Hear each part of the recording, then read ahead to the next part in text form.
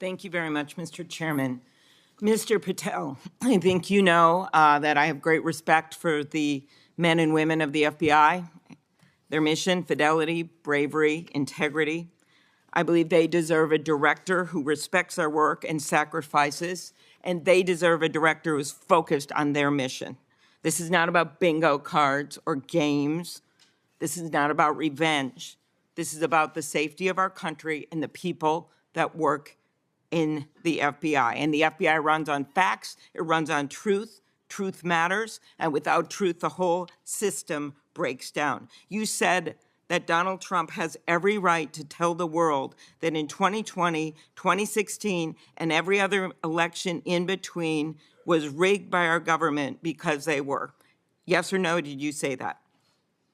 I don't have that statement in front of me. But okay, that was from August 27th, 2023 Thrive Time show. I'll put it on the record. These claims made in that statement were rejected by courts, including by Republican judges. Is that correct? I don't have enough of the facts in front of me to make that assessment. I will put that statement on the record, but I think everyone in this committee, including the Republican members, knows that these statements were rejected by courts. You were asked about the police officers in the Capitol who testified in the January 6 hearings, and you accused them of lying. Is that correct or not correct? I don't think that's accurate. Okay, Joe Pack's podcast, March 2024, we'll put it on the record. I was there. The police officers were heroes that day. Yes. Did you post on your personal social media account in May of 2024, January 6th, never an insurrection, cowards in uniforms exposed. They broke the chain of command. I believe you're referencing a post that was shown in part earlier. I don't have it in front of me. You posted it, and it was on your account, and we will again put that out there once more as we go on. I don't want to lose any more time on this, but every one of these, there's a record of it, and you haven't answered. You promoted a COVID vaccine reversal or detox supplement. One scientist said, I quote, "None of these substances in any form would minimize side effects from a COVID-19 vaccine." That is preying on innocent people. Did you perform clinical trials before you made that claim? I'm not a doctor, so no. But you did promote this supplement and told people that it would reverse or mitigate the side effects from COVID vaccine. Did I give people an opportunity to make an independent choice for what's best for their families? Yes. You did that last year, correct? I don't have it in front of me again, Senator. Mr. Patel, the FBI tackles some of the most complex threats that we face: terrorists, hostile foreign powers, violent gangs, fentanyl, criminal organizations. Your mission, though, has been to go after people. I've looked at it. I've read this stuff. Yes or no? When Trump wins, did you say this? When Trump wins in 2024 and is in power in 2025, we can prosecute them, referring to Justice Department officials, for an actual RICO statute violation, for criminally organizing the United States government to break the law to rig presidential elections. Did you say that, yes or no? Again, Senator, you're reading a partial statement, so I'm unable to fully respond. Okay, again, we'll put it on the record. X22 report podcast 20, that is from, I'll get you the date, about a year ago.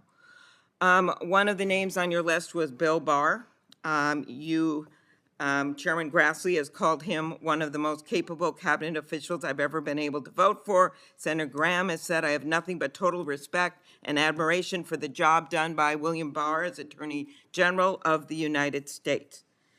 Is Bill Barr on your list of whatever you want to call them, been referred to as an enemies list? You've called them deep state after serving his country as the Attorney General of the United States.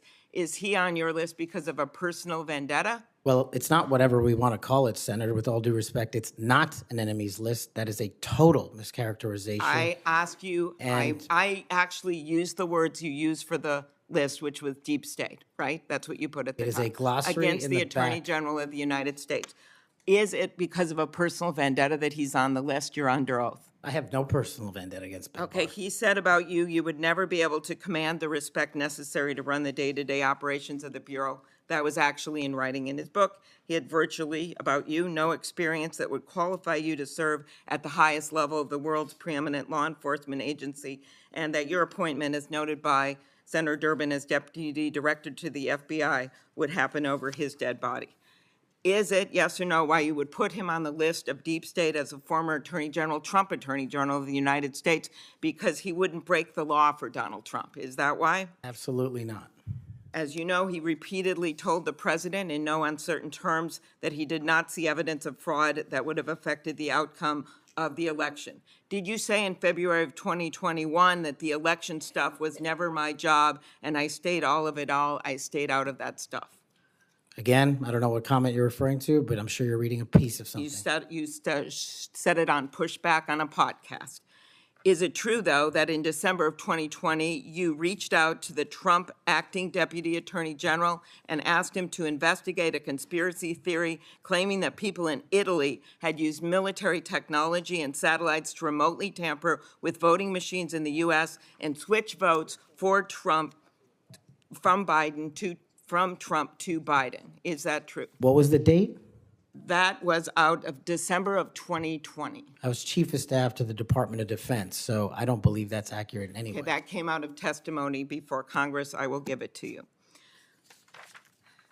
Have you referred to the media as the most powerful enemy of the United States that they have ever seen? Is that right? Again, you're reading a quote. I take that you're reading it accurately. CPAC 22324. You said we're going to come after the people in the media who lied about American citizens who helped Joe Biden rig the elections. We're going to come after you whether it's criminally or civilly. Is that something you said? That's a partial statement of what I said. Steve Bannon's podcast. You also said you would put the entire fake news mafia press corps on your list. Is that correct? Is that what you said? I don't have that in front of me. Benny Johnson's podcast, 82123. You have said that the FBI, including today, you said that they remain utterly corrupt. This is an agency with agents who have taken down terrorists, taken down bank robbers, taken down crime. And you wrote that the FBI has become so thoroughly compromised that it will remain a threat to the people unless drastic measures are taken. Do you know that under Chris Wray's leadership, he took over at a very difficult time, we all know that, appointed by President Trump, that during his tenure, the applications to the FBI has in fact tripled? Do you think people would be applying to that agency like in those numbers if they thought it was so corrupt? The American public's trust in it is at 40%. That's an all-time low. Did you say that the FBI headquarters should be shut down and reopened as a museum of the deep state? Mr. Chairman, are we allowed to go an extra time? Let's see, you get a second round. Before I call on Senator Lee. Could he just answer the question if he said that the FBI headquarters, where they investigate cybercrime and terrorism, should be shut down and opened as a deep state? Hey, Mr. Chair. As a museum. Did he say that the headquarters should be shut down? Mr. Chair. I deserve an answer to that question. He is asking to be head of the FBI, and he said that their headquarters should be shut down. Mr. Chair, parliamentary inquiry. You got anything you want to say, Mr. Patel, before I go on to Senator Lee? Simply this. If the best attacks on me are going to be false accusations and grotesque mischaracterizations, the only thing this body is doing is defeating the credibility of the men and women at the FBI. I stood with them here in this country. In every theater of war we have, I was on the ground in service of this nation. And any accusations leveled against me that I would somehow put political bias before the Constitution are grotesquely unfair. And I will have you reminded that I have been endorsed by over 300,000 law enforcement officers to become the next director of the FBI. Let's ask them. Mr. Chairman, I am quoting his own words from September of 2024. It is his own words. It is not some conspiracy. It is what Mr. Patel actually said himself. Facts matter. You forget that you had 3 minutes in the next round to say what you just said. Okay, I'll say them again. Okay. Before I call Lee. Mr. Chair, just parliamentary inquiry, and it was on time. It wasn't disputing any of the debate, but I intend to keep to my 7 minutes, and I appreciate you keeping everyone to it. If we go over, can we have that decrement against the time in the second round? If a member goes over, I'm not because that was actually 10 minutes, Mr. Chair. I'm not sure that I want to, sometimes it's faster to get things done here, just letting people shout and than it does to shut them up. Mr. But Chairman. You're a wise man, Mr. before Chair. we- Thank you. before we go Mr. to- Chairman, Mr. Chairman, Before we go to Mr. Lee, Chairman, yes, what do you want? I love this guy. Mr. Chairman, I'm unlike Senator Tillis. I mean, if we're going to start this, I want an extra 3 minutes. Well. Now, my friend Senator I'm not- Klobuchar I'm went not- 3 minutes over. So, here, what you're saying is the chairman wasn't a very good chairman by not shutting her up. But I've gone through this before, and I think I know how to handle it and get this done. I think you're a star-spangled awesome chairman. I just want to say that for the record. But if you're going to let somebody over there go 3 minutes over, I want my extra 3 minutes. Well, let's see if it's abused by anybody else before we make that decision. I'm just telling you, I'm going to abuse it. Well, I'm not gonna let you abuse it. You're a good man, Mr. Chairman. Before I go to Lee, I want to put a statement in the record from 56 former FBI agents wrote to this committee to support this nominee. Quote, never has the FBI faced such an urgent and compelling need for comprehensive reform as it does today. Mr. Patel has proven he possesses the breadth of experience required to address these challenges. His leadership, expertise, and vision make him uniquely qualified to guide the FBI through this pivotal moment. For these reasons, we stand in full support of Kash Patel's nomination. Any objection? So ordered. Mr. Patel, while we're talking about your awards, let's talk about the cowards in uniform comment for a moment, can we? Please. Would you like to tell us what that was? Put it in context, help the committee understand what that was about. I think it's important. Thank you, Senator. During that time on January 6th, I was serving as Chief of Staff at the Department of Defense. And days prior, we had received the authorization from the President to issue the National Guard to protect you and your colleagues. But as you know, the law requires a request before the deployment of that guard. That request did not come in until the afternoon of January 6th.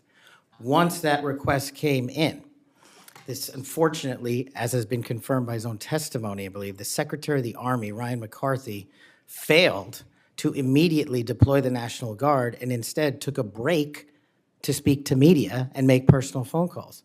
That endangered the safety of you and your colleagues. And if you look at the Biden Inspector General report, we at the Department of Defense authorized the fastest cold start of the National Guard since World War II and the largest occupation since the American Civil War. And the Biden Justice Department said that we, including myself as Chief of Staff, when it came to the deployment and employment of the National Guard, acted swiftly and without undue delay. So that's what you were talking about. And that's why you had the reference to the UCMJ. Tell us what that means. The Uniform Code of Military Justice is for uniform officers who betray the code of justice and also act inappropriately. And I thought any delay to have the National Guard arrive on scene here must be called out, whether it was a fellow Republican or not, especially someone under my auspices running the Department of Defense. Okay, so moments ago when Senator Durbin displayed a chart with that quote, there was a reference in part of it to the UCMJ. That's what it was referring to. Yes, sir. Those were the cowards in uniform. Those people who didn't do what they were supposed to do, and a lot of people were put in danger as a result. That's correct, Senator. Okay, thank you. That's very good to know. I do find it significant that we've heard all kinds of aspersions cast in your direction by people who do not know you, by people who do not share your worldview, by people who do not share your commitment to the Constitution or your commitment to public service. I find it astounding that they're willing to say this amidst such great ignorance, and I find it equally heartening that the 56 former FBI officials who know you best, who have worked with you, who actually know who you are, who actually share your view of the Constitution, of the view that you ought to be a law enforcement agency and not a weapon of political warfare. These are the people who stand by you. Those who cast aspersions don't share those views. Would I be correct in surmising that? Yes, sir. Let's talk about the Fourth Amendment for a moment.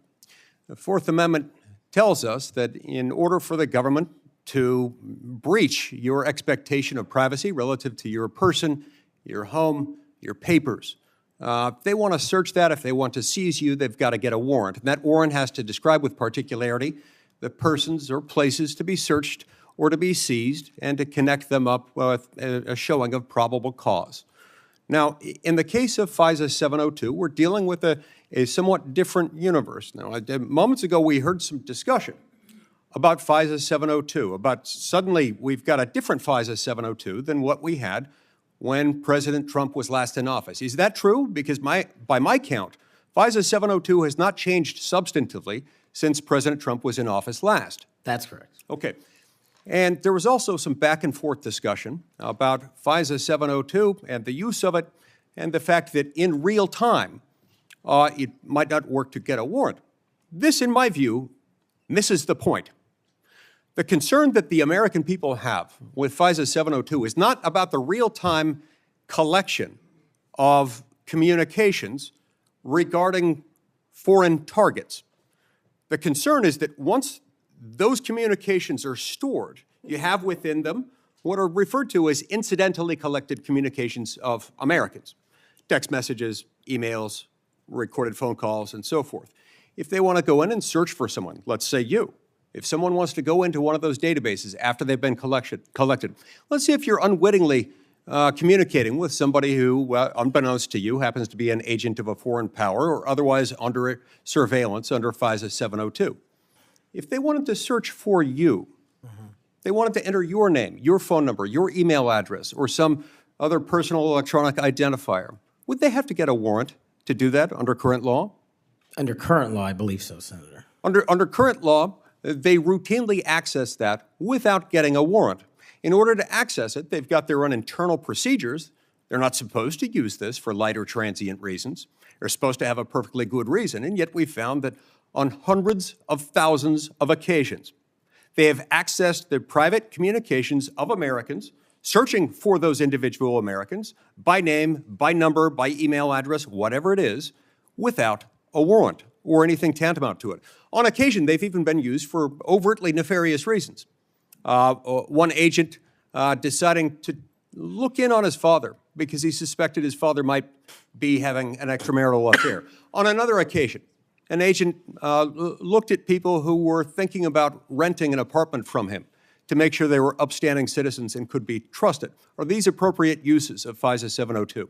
As you alluded to, the FISA court, it's not me deciding it. The FISA court put out a report in 22 or 23 where 255,000 illegal improper queries of American citizens had occurred. 255,000 reasons why the American people don't trust it. And that's what we must work together, Congress and me, if I'm confirmed as FBI director, restore that trust and protect the mission. Music to my ears, because I've been a U.S. Senator for 14 years. I've been on this committee the entire time. You were the very first FBI director or FBI director nominee who, when I've asked about this, hasn't said, oh, don't worry about it. We'll handle it okay. We've got good people on the inside. We would never breach the trust of the American people. Do you know what? They were lying. I was willing to believe that they thought they were telling the truth, but they were mistaken. But they were lying. Time has told us that they were lying. You will not lie, and that's why I wholeheartedly support you. In the closing seconds that I have, I want to add my dismay and my disgust for the fact that you've been smeared, you've been attacked. You've been associated with racism, with being a Nazi. You are none of those things, sir. Just as your father lived as a racial minority in Uganda, you've been raised as a racial minority in this country, and you've been nothing but a patriot. Your commitment to the Constitution, to the rule of law, and to the American people is remarkable. And I'm honored to know you, to call you my friend, and to give you my vote. Thank you.